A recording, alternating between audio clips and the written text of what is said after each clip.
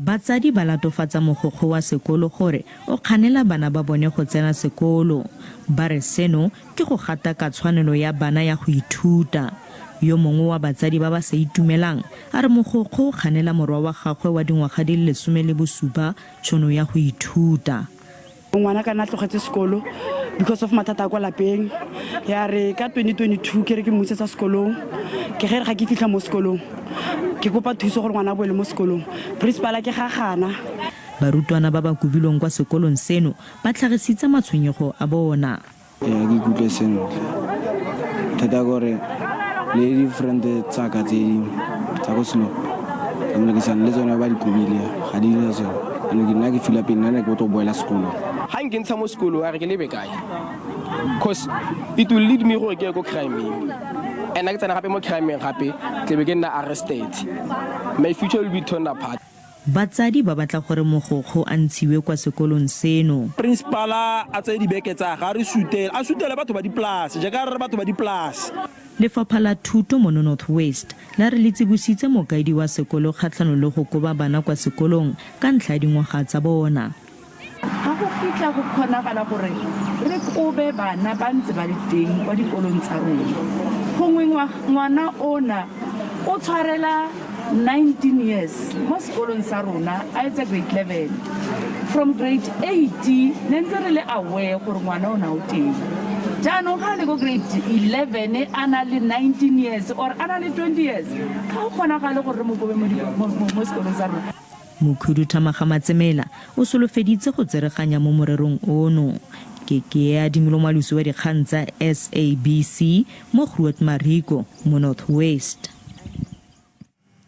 Lefapha la Thuto la Northwest la re tota ga le rulaganye go baakanya sekolo seo se sentsweng sa tirelong sekondari kwa Grootdala gaufi le Rustenburg mo nakong e khutshwane. Batsadi le barutwana ba ne ba boditse ditshupetso ka laboraro ka nako eo dikolo di neng di bulwa. Ba ne ba le kgatlhanong le go isiwa kwa dikolong tse di gaufi. Le fa go ntse jalo lefapha le kgonne go isa barutwana kwa dikolong tse dingwe tsa diplasa morago ga go dumalana le batsadi. Sekolo se segolwane sa Boons ke logaele lešwa la barutwana ba grade 8 le 9 ba sekolo se segolwane sa tirelong. Barutwana ba rometswe kwa sekolong seno seo se leng sekgala sa dikilomitara di le 59 go tswa go sa bona sa tirelong. Ba amogetse tsereganyo eno. Ne go tlo ba bolela gore ba ska give up on their education. So ne ka tlo botsa bana ba botlhe gore ba ithute ba nna ba tsa ka dilo tsa sekolo ba tsemeletse yotlhe ko sekolong ba nne ba ithuta ka mokgwa ba teng ba ba boleletseng ba nne le maitsewa ko dikolong tsa bone. Mokhuduthamaga wa Lefapha la Thuto mo porofenseng a re go romelwa ga barutwana bano kwa dikolong tse di gautshwane go tsamaile ka thelelo. Re simolotse la ntlha ka go placea grade 12 ba ileng gore out of 75 all the 75 learners are at Nauport Mega Farm School, which is 100%. Ratla kama grade 8 and 9.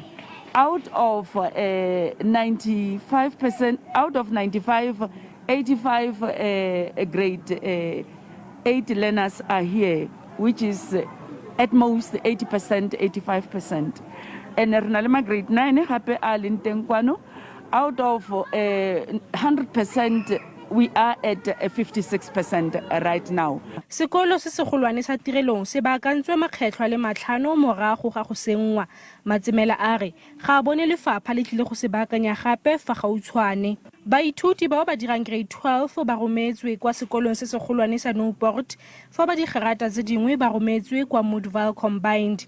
Ke Tebogo Phakedi wa dikgang tsa SABC mo Boons kwa ntlanyana ga Rustenburg.